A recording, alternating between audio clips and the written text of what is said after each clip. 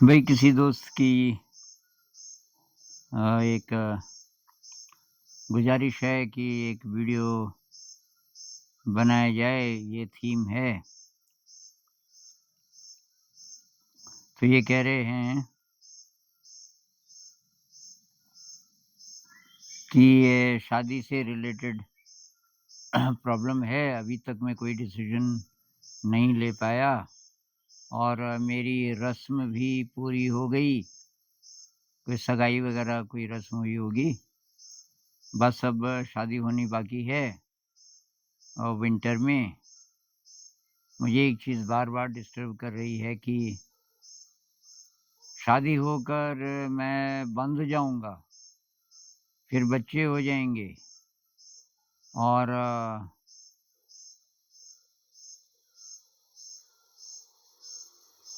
Life इस track से हट जाएगी, मतलब जिधर मैं जाना चाहूँगा जा चाहता हूँ, जिस पर मुझे जाने का मन है, वहाँ से मैं हट जाऊँगा।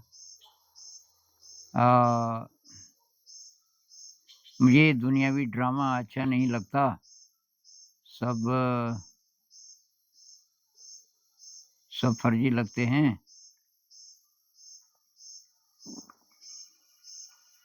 मुझे घूमना-फिरना, स्पिरिचुअलिटी से रिलेटेड इंटरेस्ट है और फ्यूचर में मुझे अ, जीवन का मकसद क्या है वो भी पता करना है और ये सब छोड़कर मैं शादी जैसी चीज़ में फँस जाऊँ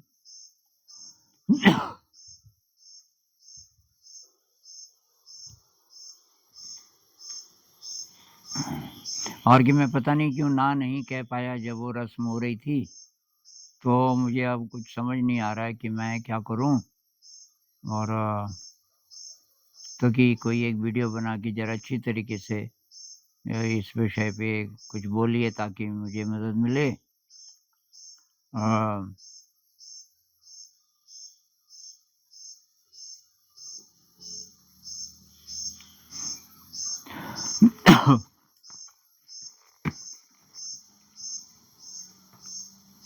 तो भई जब रस्म हो रही थी और आप मना नहीं कर पाए, इसका मतलब थोड़ा दुविधा तो है। मतलब आप इतने फ़र्म हो नहीं कि मेरा रास्ता ये है, क्योंकि अगर ऐसा होता तो आप या तो रस्म नहीं होने देते और कोई नहीं सुन रहा था, तो छोड़ के चले जाते। मैंने तो कई बार किया, जहाँ मैं फँसने वाला हूँ और कुछ बोल भी नहीं पा रहा हूँ, वहाँ से चले जाओ और लेकिन आपने ऐसा नहीं किया, इसका मतलब दृढ़ता की कमी है और शायद इसीलिए आप सलाह भी माँग रहे हो कि क्या करूँ? तो भई आप शादी नहीं करना चाहते क्यों? क्योंकि आपकी आध्यात्मिक तलाश है। तो एक बात तो मैं ये कह दूँ कि शादी बाधा ही बनेगी ये ज़रूरी नहीं है। मैं ऐसे बहुत सारे लोगों को मिला हूँ जो शादीशुदा हैं और बहुत गहरे साधक हैं।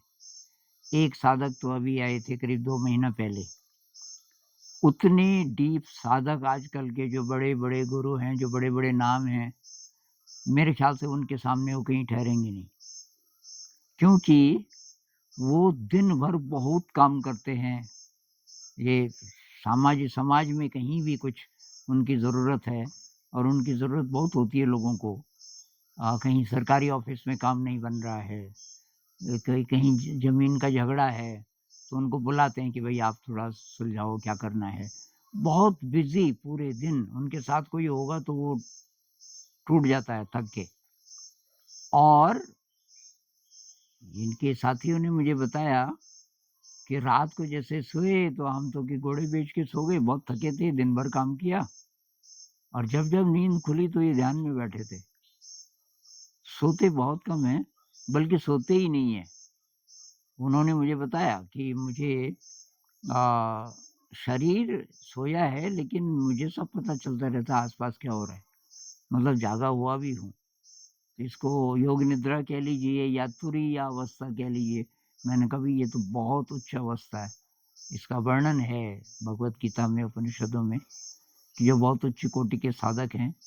अच्छा, दूसरी बात ये कि किसी भी स्थिति से उन्हें प्रॉब्लम नहीं होती। खराब से खराब स्थिति में डाल दो, उनके अंदर इतनी एनर्जी है। खराब से खराब आदमी जिसको अध्यात्म से कुछ लेना देना नहीं, जो दखल डालेगा, उनको उससे भी कोई शिकायत नहीं होती। कहते हैं मैं तो सब में भगवान को ही देखता हूँ, हर इंसान में। एक और मजे की बात, पिछले शायद 20 सालों से उन्होंने कोई नौकरी नहीं की, परिवार है, बच्चे हैं। अब वो जो बड़ा लड़का है, जब वो ये उसने 12वीं पास कर लिया होगा, तो किसी अच्छे कॉलेज में जाना चाहता था। अब उसकी फीस बहुत ज़्यादा थी, एडमिशन फ़ी भी बहुत ज़्यादा थी। तो उसने बोला पिताजी वहाँ जाने का मन था। उन्होंने कहा बिल्कुल जा, मैं करता हूँ जुगाड़, पैसा चिंता मत कर। तो अब वो शायद किसी दोस्त से लेते, उधार वगैरह लेते। इससे पहले बेटे का फ़ोन आया, पापा आपने इतनी जल्दी पैसे भेज दिए मेरे अकाउंट में। पापा ने कहा यार मैंने तो नहीं भेजे, ये तो पैसे आ गए, जितने मुझे ज़रूरत थी उससे भी ज़्यादा आ गए। वो पैसे उनके किसी दोस्त ने भेज दिए होंगे। इस तरीके के इंसान हैं, शादीशुदा होने के बावजूद। पत्नी खुश है, पत्नी को प्यार करते हैं, घर में कोई अभाव नहीं है, और सारी जिंदगी उन्होंने इस परमात्मा के नाम मतलब। और तो एक तो ये, और अभी आज ही वो 2 लोग ऐसे गए, एक स्त्री एक पुरुष, दोनों दोस्त हैं, कुछ सालों से शादी नहीं की। और वो कह रहे हैं कि शादी करें कि ना करें, क्योंकि वैसे भी ठीक है। मेरी सलाह लेने भी आए थे। तो मैंने कहा भाई अगर ऐसी किसी जगह आप जाने से वंचित रह जाएं, क्योंकि वहाँ की कल्चर ऐसी है कि वो एक्सेप्ट नहीं करेंगे आपको, ऐसी-ऐसी जगह भी अगर आपको जाना हो। तो लड़के ने बोला कि हाँ, ऐसा हो सकता है, क्योंकि लड़का थोड़ा रूरल बैकग्राउंड का है। तो मैंने कहा तो शादी से थोड़ा सुविधा रहेगी। उनको डर ये था कि हम एक-दूसरे को फिर पॉसेसिव तो नहीं हो जाएँगे एक-दूसरे के प्रति। मैंने कहा भाई वो आपके ऊपर है। उसी तरह से आप जो बोल रहे हो ना कि शादी होगी तो बच्चे होंगे, बच्चे अपने आप थोड़ी हो जाएँगे भाई। तो बच्चे तो तब होंगे ना जब आपका शारीरिक संपर्क होगा। एक मेरा थीम ये है कि आप ब्रह्मचर्य में रह सकते हैं, शादी करने के बाद भी। ये था हिंदू धर्म का सार, और ये शिवलिंग इसका प्रतीक था। शिवलिंग के और भी मीनिंग हैं बहुत गहरे-गहरे, लेकिन एक मीनिंग ये भी था कि स्त्री-पुरुष एक साथ रहते हुए, प्रेम में रहते हुए कैसे ब्रह्मचर्य में भी रह सकते हैं। वासना न बने, आकर्षण वासना की बजाय ध्यान बन जाए। ये विज्ञान भैरव तंत्र में शिव जी ने कुछ सूत्रों के माध्यम से बताया। अब मैंने 1-2 वीडियोज़ में इसका ज़िक्र किया है।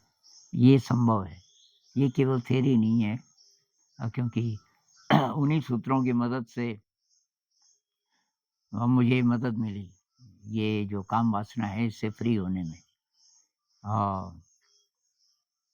तो ऐसा आप भी कर सकते हो। जब आपको संतान चाहिए, तभी संतान होगी, अगर आप वो भी साधना करें कि कैसे अट्रैक्शन को, मेल-फीमेल अट्रैक्शन को ध्यान बनाएँ।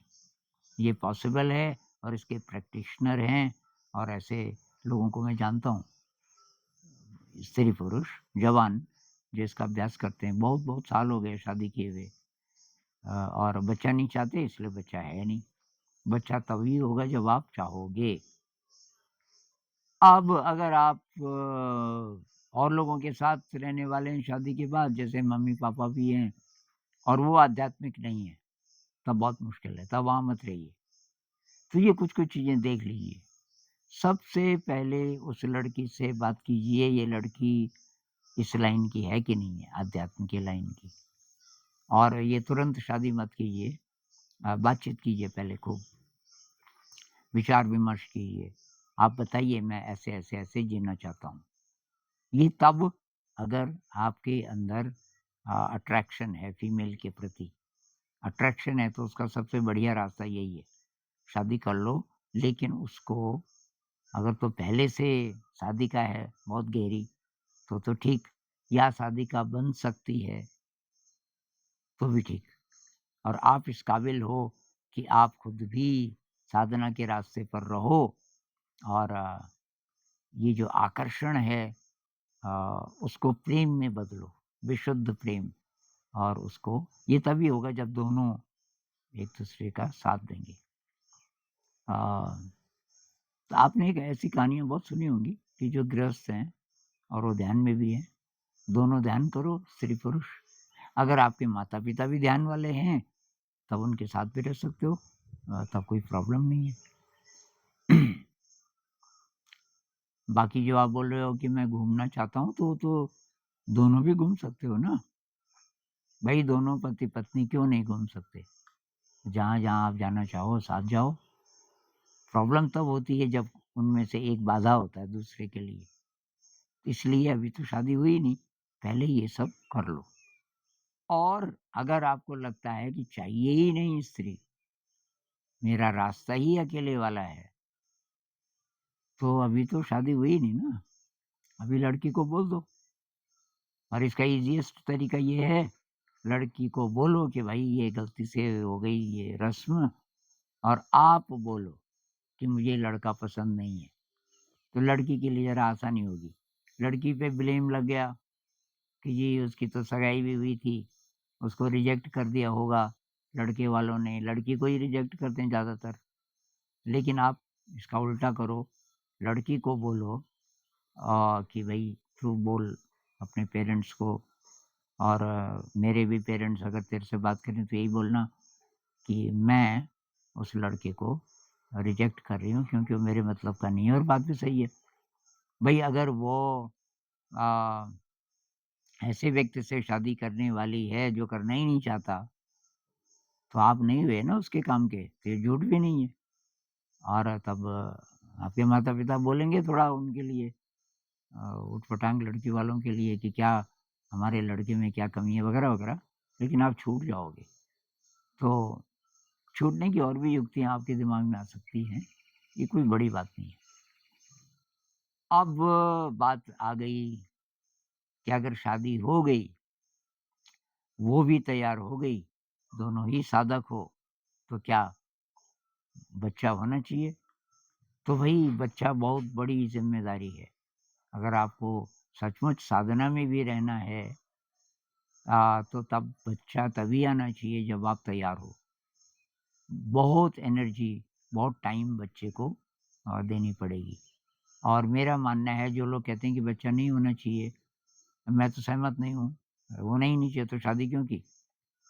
भई एक बच्चा मेरे हिसाब से होना चाहिए और उसको ऐसा तैयार करो कि वो बदले समाज को।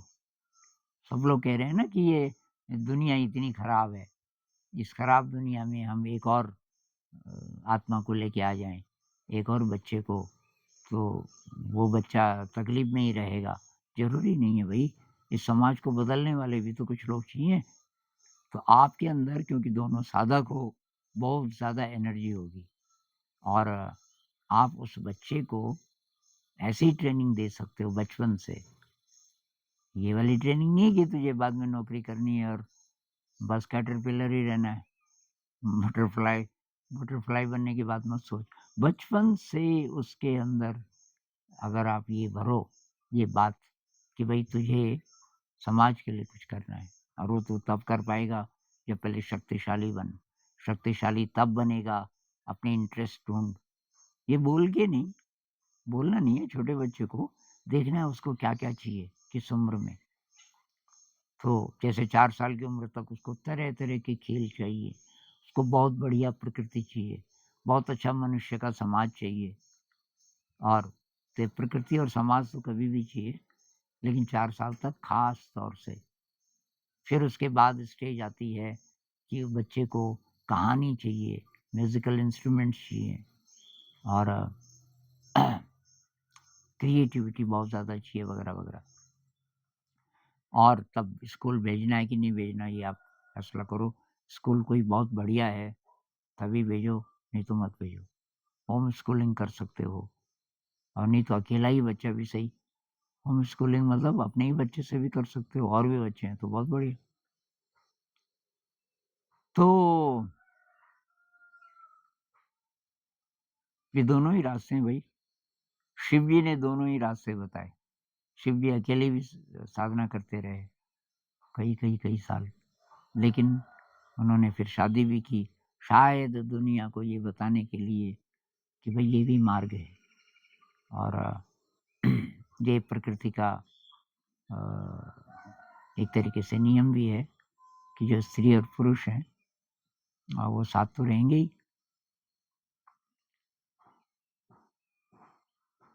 तो मेरे ख्याल से तो मुख्य बात हो गई। और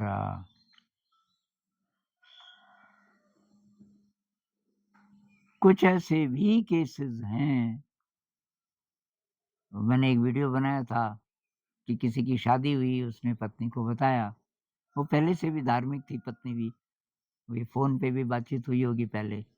पत्नी बहुत खुश थी कि मेरा पति ध्यान करता है और आते ही पत्नी ने 10 दिन का विपश्यना ध्यान नहीं किया था, तो वो ले गया, इन दोनों ने 10 दिन का ध्यान किया। लेकिन घर आके वो तो ऑफ़िस चला जाए, अड़ोस-पड़ोस की महिलाएँ आके कहने लगी, "ये तो सन्यासी है, पकड़ के रखना, ये तो भाग जाएगा और इसको ध्यान मत करने दे तू।" भाई ध्यान अकेला होता तो ठीक था, अब तो शादी हो गई ना। और उसके दिमाग में डर बैठ गया, अब वो उसको ध्यान ही ना करने दे घर में। तो वो क्या करे कि अच्छा तो मैं बस में कर लूँगा, 1.5 घंटा बस में जाता हूँ काम पे, 1.5 घंटा वापस, 3 घंटे। तो लेकिन वो धीरे-धीरे बहुत ही गहरा साधक बना और उसकी पत्नी ने भी तब विरोध करना छोड़ दिया, तब वो भी बैठने लगी उसके साथ। ऐसे भी केसेज़ हैं कि भई पत्नी कैसी भी है, आप उसको बदल भी सकते हो अगर आपके अंदर शक्ति है तो। लेकिन सबसे पहले अपने आप को ये पूछो, मेरे अंदर काम वासना कितनी है कि नहीं है? मेरे अंदर काम वासना बहुत कम है, क्यों मैं इस झंझट में पड़ूँ? अगर ऐसा है कि आप अध्यात्म में आ रहे हैं, तो आप स्त्रियों की तरफ नहीं देखोगे ज़्यादा, वो प्रॉब्लम नहीं होगी मतलब आपके लिए, तब तो शादी मत करो। अगर आपका आकर्षण भी होता है, बीच-बीच में ये भी आता है मन में कि यार करूँ कि ना करूँ, जो कि शायद है आपकी स्थिति अभी, तो तब ये मार्ग है, कर लो, लेकिन वो भी साधिका हो या आप उसको साधिका बना सको तो कोई बाधा नहीं। नमस्कार।